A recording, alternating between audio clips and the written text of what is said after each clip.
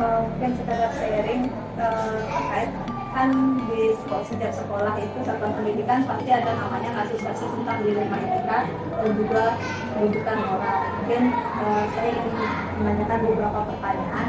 Apakah sekiranya Ibu setuju saya tanya sebelumnya? Silakan. Untuk yang pertama mungkin selama ini bagaimana Ibu dapat mengidentifikasi kasus-kasus yang merupakan dilema etika atau juga rujukan moral? Kita saya berterima kasih kita diberikan waktu untuk menjawab pertanyaan. Jadinya saya akan menjawab apa yang dipertanyakan. Nah, pada intinya ya kita di sekolah pasti ada kasus-kasus yang terjadi. Dari kasus-kasus tersebut pasti ada dilema etika ataupun rujukan moral, nilai-nilai yang bertentangan pada kasus yang terjadi. Jika nilai benar, lawan benar, berarti kasus tersebut merupakan dilema etika. Sedangkan jika dalam kasus tersebut nilai yang bertentangan dengan benar, salah, berarti kasus tersebut merupakan rujukan. Berarti selama ini bagaimana Ibu itu mengambil keputusan di sekolah yang sekarang ini, terutama untuk kasus-kasus di mana ada dua kepentingan yang sama-sama benar atau sama-sama mengandung nilai kebajikan. Kalau kasus tersebut mengandung nilai kebajikan, melawan benar, berarti kasus tersebut termasuk dilema. Karena kasus tersebut dilema etika, saya sebenarnya melakukan pengujian benar dan salah sesuai langkah-langkah, walaupun langkahnya tidak diinginkan. Kalau kasus tersebut sudah lewat dari uji legal atau tidak ada hukum yang dilanggar, lalu kemudian tidak ada kode etik yang dilanggar, jika tidak saya lakukan dengan prinsip yang saya ambil, apakah penyelesaian kasus ini menggunakan prinsip melihat hasil akhir, prinsip berbasis rasa peduli atau prinsip berbasis aturan. Jika sudah sampai sana, lalu kemudian saya bisa mengambil keputusan dengan mempertimbangkan 4 paradigma. Mengambil keputusan contohnya ada kasus dengan prinsip berbasis rasa peduli. Terus mempunyai seorang guru yang dimana guru tersebut mempunyai anak masih balita, sehingga guru tersebut sering terlambat datang ke sekolah. Secara aturan guru tersebut tidak terlambat karena aturan tertulis itu harus datang pukul 7. Ya, tetapi saya selaku kepala sekolah terlambat karena aturan tertulis, guru harus datang jam 7. Membuat ke guru-guru yang akan datang menginginkan selaku kepala sekolah itu datang jam 6.30 agar bisa mengawasi siswa piket, siswa yang kurang jamnya masuk, terus secara kode etik aturan tidak ada yang dilanggar. Dan di sana saya berpikir prinsip tersebut peduli karena saya peduli dengan guru tersebut juga peduli dengan secara kedinasan, dia harus masuk jam 6.30. Tidak ada alasan guru tersebut punya balita di rumah, ini kedinasan harus terselenggara masuk jam 6. Berarti langkah-langkah atau prosedur seperti apa yang biasanya Ibu lakukan selama ini untuk menangani kasus-kasus tersebut? Langkahnya secara garis besar, pertama saya mengidentifikasi nilai yang bertentangan dalam kasus yang terjadi, lalu mencari tahu siapa yang terlibat dalam kasus ini seperti siswa, guru, orang tua siswa, kemudian melakukan pengujian benar dan salah. Melawan benar berarti kita melakukan langkah selanjutnya. Namun jika dalam kasus ini kasus tersebut tersebut merupakan rujukan moral, maka tidak dilanjutkan, tetapi langsung ditetapkan seperti memberikan sanksi atau sesuai kesepakatan.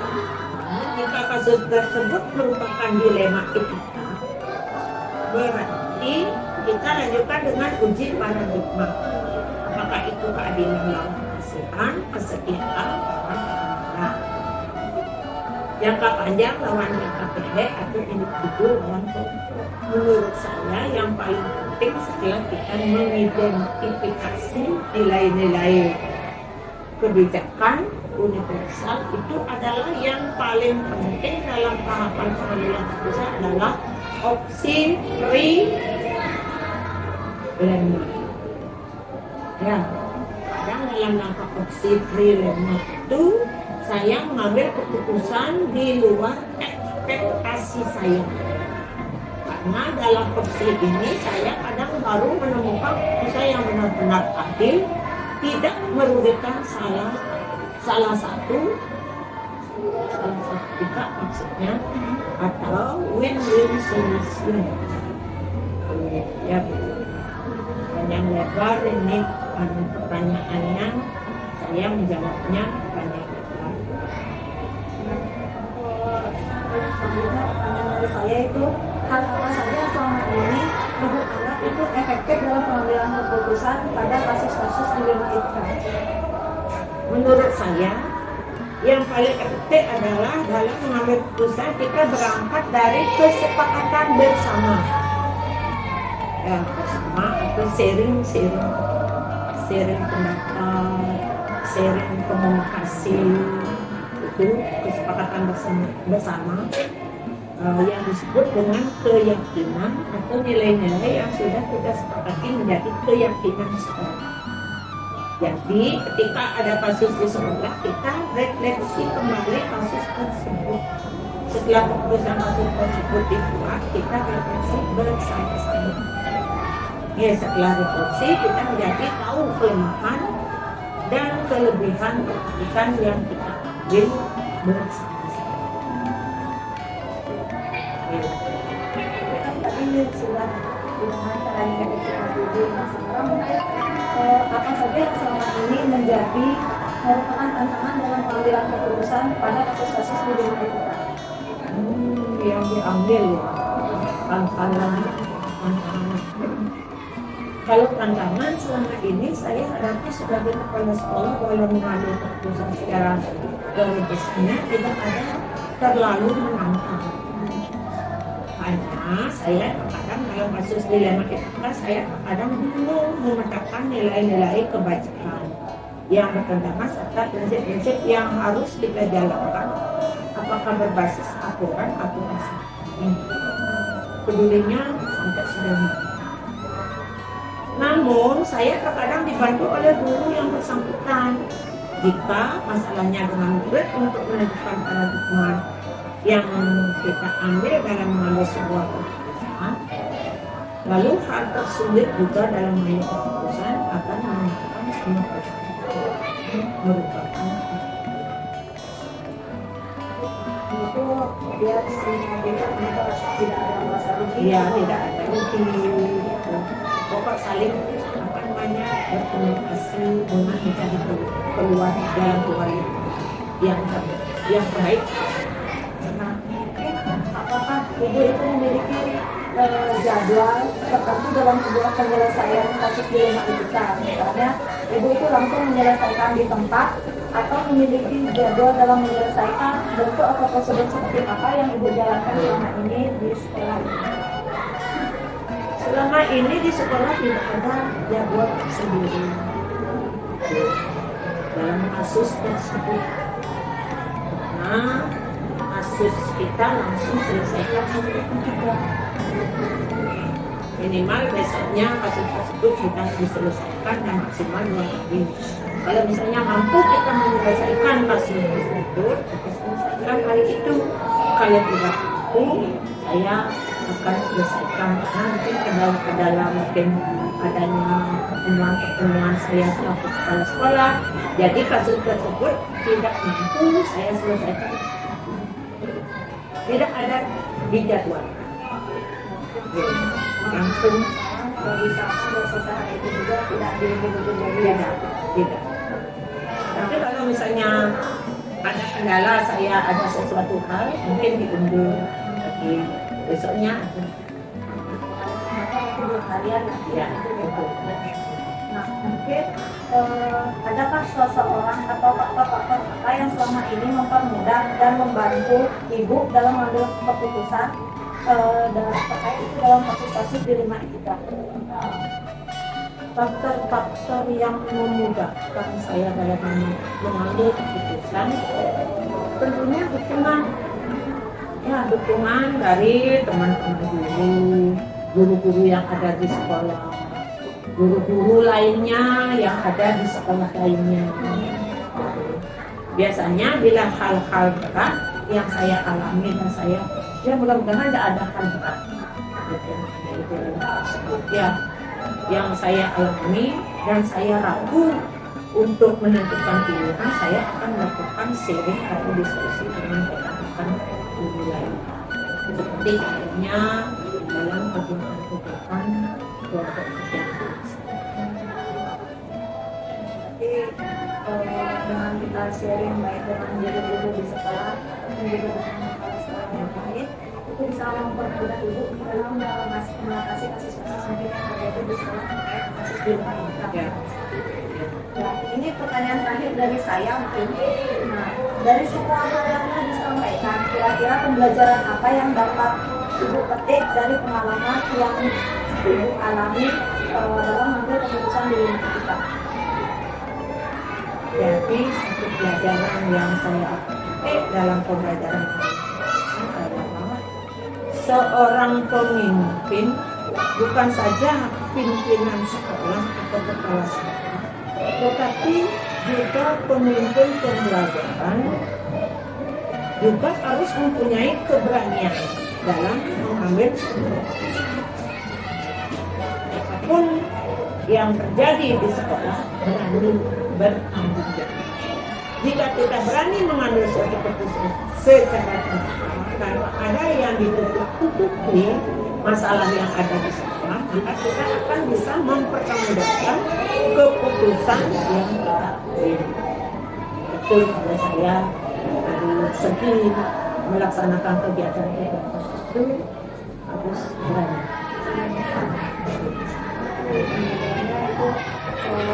Kita tuh harus berani menjawabkan segala macam apa yang kita sudah ambil keputusannya.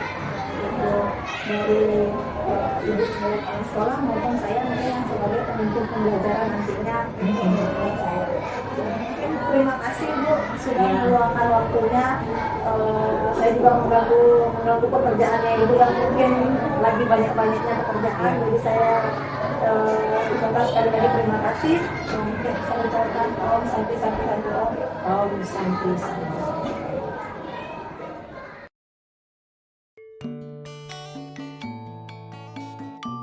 Selamat siang Bapak Jasin. Selamat siang Bu Rika. Bagaimana kabarnya? Saya baik, kalau Bapak gimana kabarnya? Super baik juga. Bendy datang ke sekolah saya datang kira-kira ya. Mungkin ini sekalian saya meminta waktunya Bapak. Saya ada beberapa pertanyaan itu terkait mungkin kasus-kasus tentang dilema etika tentang juga rujukan moral yang mungkin terjadi di sekolah ini. Apakah diperbolehkan Bapak? Ya silakan. Semoga kita sambil sharing. Kita belajar juga, saya juga perlu belajar juga sama Bapak. Nah, mungkin untuk pertanyaan pertama, bagaimana Bapak dapat mengidentifikasi kasus-kasus yang merupakan dilema etika ataupun rujukan moral? Gitu. Jadi kan ada dua ya. Bagaimana kita mengidentifikasi itu apakah kasus termasuk dilema etika ataupun rujukan moral. Ini kata kuncinya itu kan benar salah. Kalau misalkan dilema etika itu kita sebenarnya di sekolah itu banyak sekali ya. Ya kita harus memilah-milah ini mana sih yang dilema etika. Kalau dilema etika sih menurut saya itu kejadian dua hal yang sama-sama itu benar. Jadi ini melakukan sesuatu mungkin kesalahan, tapi sebenarnya itu benar ya mengambil keputusan seperti itu. Dan yang satunya opsinya lagi satu ya juga bertentangan mungkin dengan sesuatu, tapi itu sebenarnya benar dilakukan. Cuman dia berlawanan mana yang lebih mau diambil keputusannya kan itu ya. Terus yang kedua, kalau misalkan rujukan moral itu kan antara benar dan salah. Itu dia sih rasanya menurut saya. Mungkin untuk selanjutnya, bagaimana Bapak menjalankan pengambilan keputusan di sekolah Bapak, terutama untuk kasus-kasus di mana ada dua kepentingan yang sama-sama benar atau sama-sama mengandung nilai kebajikan. Sebenarnya agak berat kalau misalkan seperti itu. Jadi ada dua permasalahan yang sama-sama benar, begitu ya. Jadi sebenarnya kalau mengambil keputusannya itu kita di sekolah harus banyak mempertimbangkan. Sebenarnya mereka tidak ada yang salah. Sebenarnya cuma ambil keputusannya ini beratnya itu kan gitu ya. Jadi yang berat. Jadi kita perlu adanya mungkin kita level apa namanya rapatnya orang yang bersangkutan mungkin seperti itu, atau mungkin kita juga mengambil informasi-informasi mana yang lebih sedikit risiko, jadi seperti itu. Kalau Bapak kan pernah terjadi tentang kasus di rumah kita ataupun kita rujukan orang. Nah, langkah-langkah atau prosedur seperti apa yang biasa Bapak lakukan selama ini untuk kasus? Ya, jadi gini, tadi sudah saya bilang kan bahwa gimana sekarang perhatiannya kalau misalkan ada kasus yang dilemain kita tadi sama-sama punya nilai kebajikan yang sama-sama benar kan gitu ya. Kalau saya sih biasanya itu kita menelusuri dulu apa yang jadi penyebab. Yang kedua kita mencari informasi. Jadi ada dua opsi tadi keputusan yang mana yang harus kita ambil. Kita cari informasi dulu. Terus sebelum kita mengambil keputusan kita menanyakan sama orang yang terkait, dan kita juga kalau di sekolah karena kita tidak sendiri kita jadi memanggil atau rapat dengan dewan.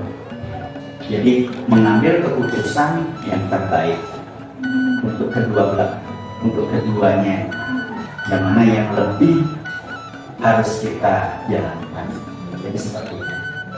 Tapi kalau ada kasus trauma itu yang penting kita kita tanyakan dulu sama guru-gurunya gitu, kayak nampakin dulu untuk menyelesaikan masalah tersebut. Karena kita tidak sendiri. Nah, kira-kira hal apa saja yang selama ini Bapak anggap efektif dalam pengambilan keputusan pada kasus-kasus di rumah itu? Hampir sama dengan yang tadi ya. Efektif itu kita tidak tahu sebenarnya, karena mereka keduanya ini mempunyai nilai yang memang benar keduanya. Yang satu kalau misalkan kita ambil keputusan yang satu ini dia benar juga, terus yang satunya juga benar. Jadi kita itu harus bisa menimbang dengan yang biar efektif ya, kita menimbang dengan adanya pertimbangan dari saya sebagai kepala sekolah mengambil keputusan biar tidak salah gitu ya, atau mengurangi risikonya. Jadi kita tetap kayak seperti tadi yang saya bilang bahwa adanya pertimbangan dari teman-teman yang di sekolah, keluarga sekolah, misalkan guru-guru yang di sekolah, ataupun pihak terkait. Misalkan kalau permasalahan itu sama anak, kita mungkin memanggil orang tuanya atau masyarakat yang terlibat. Jadi itu. Jadi kita informasi itu yang paling penting. Itu informasi dalam mengambil keputusan. Kira-kira selanjutnya hal-hal apa saja yang selama ini merupakan tantangan dalam pengambilan keputusan pada kasus dilema ini?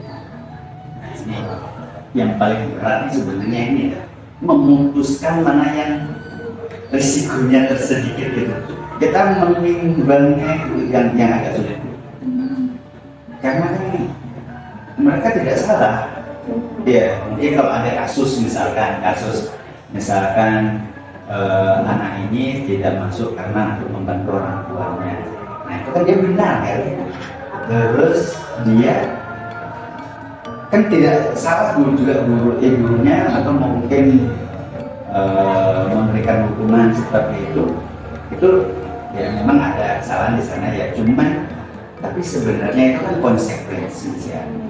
Jadi kadang-kadang keputusan mana yang mau diambil sama anak, apakah dia mau belajar ataupun menjaga apa tadi itu membantu orang tuanya tadi. Nah, itu sebenarnya sama-sama berat ya. Kita sebagai guru kadang-kadang mungkin dia yang dari orang tuanya kurang bagus, jadi sewaktu-waktu anak itu disuruh membantu, jadinya sehingga tidak sekolah kan gitu ya. Jadi sekolah terbengkalai. Jadi kita mau ini kan memang masalah ekonomi yang besar.